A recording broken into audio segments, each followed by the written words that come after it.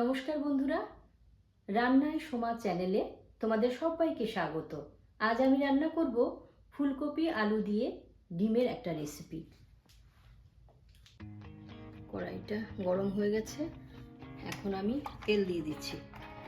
রান্নাটা আমি সর্ষের তেল দিয়েই করছি।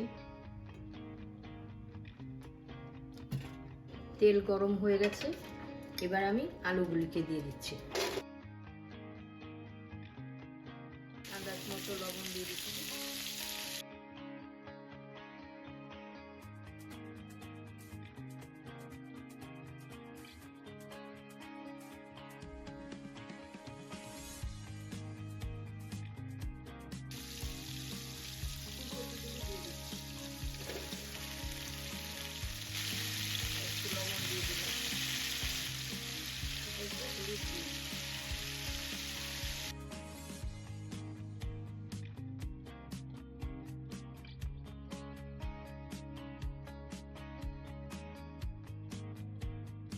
একটু সেদ্ধ হবে, আমি একটু ঢাকাটা বন্ধ করে আবার খুলে দেবো যাতে জলটা পুরোটা বেরিয়ে না যায়।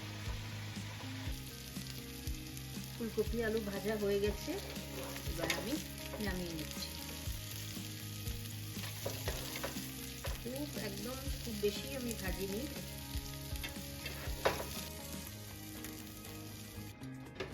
আমি কড়াইয়ের মধ্যে আর তেল দিচ্ছি না, ডিমগুলি এবার আস্তে আস্তে ভেজে নিচ্ছি। ডিমগুলিকে আমি আগে হলুদ আর লবণ মেখে রেখেছিলাম। আমি ডিমগুলি তুলে নিচ্ছি, ভাজা হয়ে গেছে। আমি প্রথমেই যা তেল দিয়েছি, আমি আর একটুও তেল দিচ্ছি না।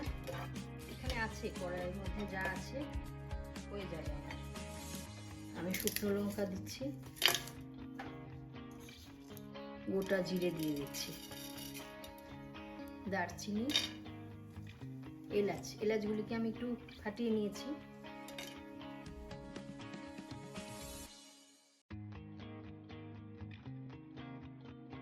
আমি এখানে মশলাটা রেডি করে নিচ্ছি। জিরে গুঁড়ো, ধনে গুঁড়ো, শুকনো লঙ্কা গুঁড়ো, একটু জল দিয়ে মিক্স করে নেব ব্যাস।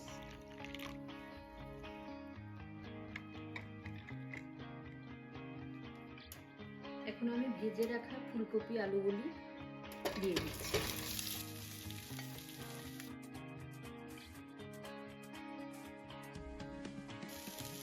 আমি যে মশলাটা রেডি করেছিলাম ওটা দিয়ে দিচ্ছি। মশলার বাটিটা দিয়ে জলটা দিয়ে দিলাম। একটুখানি আদা কুচি দিয়ে দিলাম,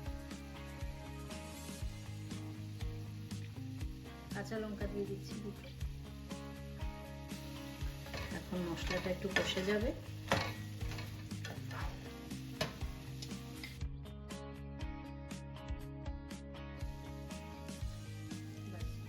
মশলাটা কষে গেছে, আমি এখন জল দিয়ে দিচ্ছি।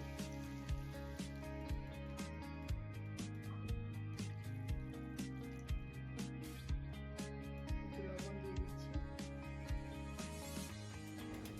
হলুদ গুঁড়ো দিয়ে দিচ্ছি।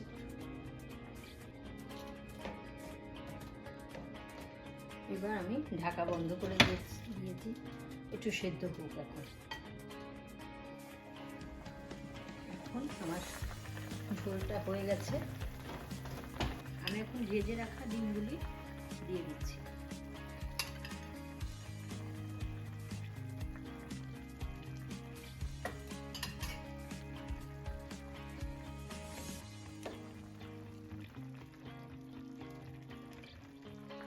একটু 2 থেকে 3 মিনিট আমি ঢাকা বন্ধ করে দিচ্ছি।